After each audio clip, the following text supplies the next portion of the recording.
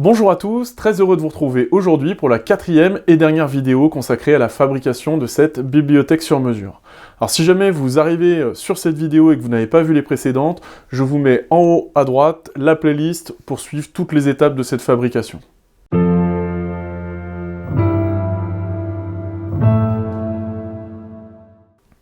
Dans les images qui vont suivre, vous allez voir les derniers collages, les ajustements, la préparation des supports et bien sûr la finition.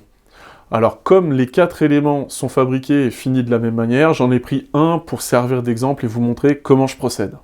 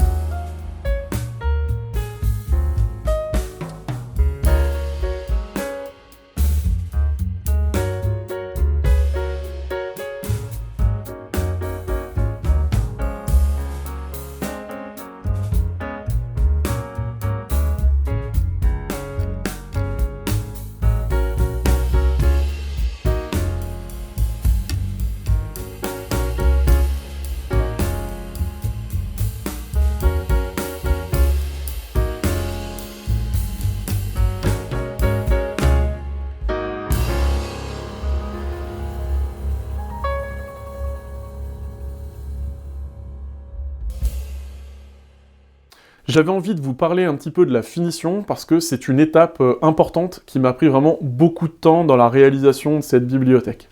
Ceux qui ont suivi la première vidéo de présentation le savent, j'étais parti pour acheter des panneaux de Valchromat, qui est un MDF teinté dans la masse, en l'occurrence du noir, c'est le souhait de la cliente, et malheureusement, j'ai pas réussi à trouver de panneaux dont les dimensions soient compatibles avec les besoins que j'avais pour mon projet. Clairement, les plaques étaient beaucoup trop grandes et il me restait beaucoup trop de chutes pour que ce soit cohérent. Je me suis rabattu sur du MDF classique qui a l'avantage d'être 3 fois moins cher que du Valchromat, mais qui a l'inconvénient de demander une finition. Pour cette finition, je me suis posé pas mal de questions. J'ai d'abord pensé à une peinture, après je me suis dit qu'avec les frottements des livres qu'on met et qu'on enlève dans cette bibliothèque, eh bien j'étais pas certain que cette finition elle tienne bien dans le temps. Je me suis donc rabattu sur une huile teintée ébène, et j'ai fait un essai sur une chute de MDF pour voir le rendu que ça donnait. Et là, vous le verrez en plan serré, enfin j'espère qu'à la caméra on verra bien, mais le résultat est absolument inacceptable, c'est-à-dire que ça assombrit le MDF, mais malheureusement, il reste beaucoup ce côté verdâtre que je trouve assez désagréable dans le MDF, et qui était absolument pas acceptable pour la finition de cette bibliothèque. Alors je me suis pas mal creusé la tête, j'ai demandé un peu conseil autour de moi, et une ébéniste m'a conseillé la teinte qui s'appelle la teinte Napoléon III, qui est un noir très profond, une teinte qui a l'avantage d'être une teinte à l'eau, donc qui est compatible avec toutes sortes de finitions après. Et en faisant un essai, alors avec déjà une couche de teinte Napoléon III, plus mon huile que de toute façon j'avais acheté, et puis il fallait quand même une finition après la teinte. Donc les deux, en fait, ça fait vraiment un rendu très acceptable, voire vraiment bien, on dirait vraiment du Valchromat noir, avec une finition huilée. Comme je vous le disais, si c'était à refaire, je prendrais pas de MDF parce que cette finition à appliquer, elle m'a demandé énormément de temps. Donc la teinte Napoléon III, ça s'applique à la mèche de coton, hein, c'est traditionnel en ébénisterie. Et puis cette huile, elle s'applique avec des petits tampons en mousse comme ça. Et donc l'application, ça m'a pris plus de la moitié du temps total pour cette réalisation. Donc voilà, c'est un truc que je referai certainement pas, ou alors à petite échelle.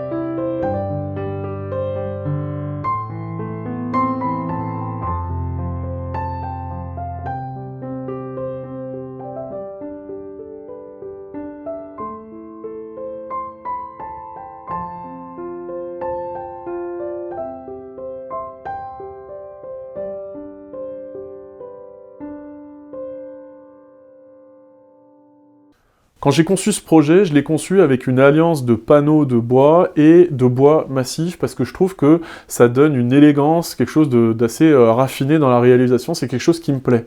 Alors, quand j'ai dû teinter mon MDF, je me suis très vite rendu compte que j'arriverais pas à teinter juste le MDF et pas l'alaise en massif que j'avais déjà collé.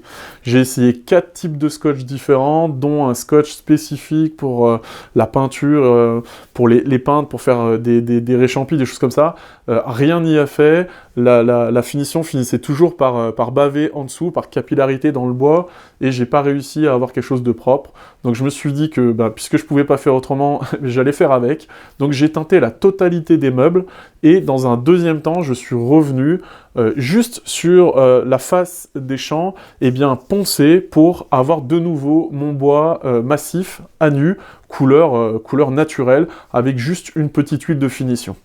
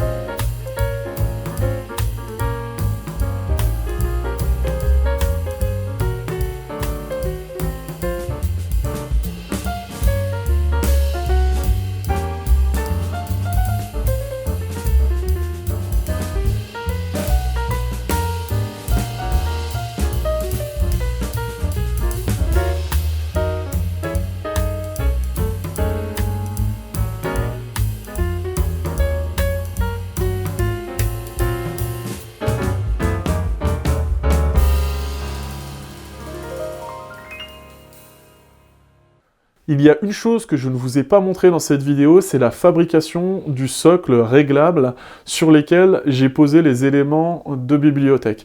Alors ça fera l'objet d'une vidéo dédiée, parce que c'est une façon, une méthode qui pourrait être déclinée pour toutes sortes de meubles et pas seulement pour une bibliothèque. J'espère que vous avez apprécié cette série de vidéos. Si c'est le cas, n'hésitez pas à laisser un pouce bleu, un commentaire, je vous réponds toujours avec beaucoup de plaisir. Si vous n'êtes pas abonné à la chaîne, eh bien n'hésitez pas à vous abonner, à cocher la petite cloche, eh bien, pour ne rien rater des vidéos qui vont bientôt sortir sur la chaîne. Et je vous dis à très bientôt.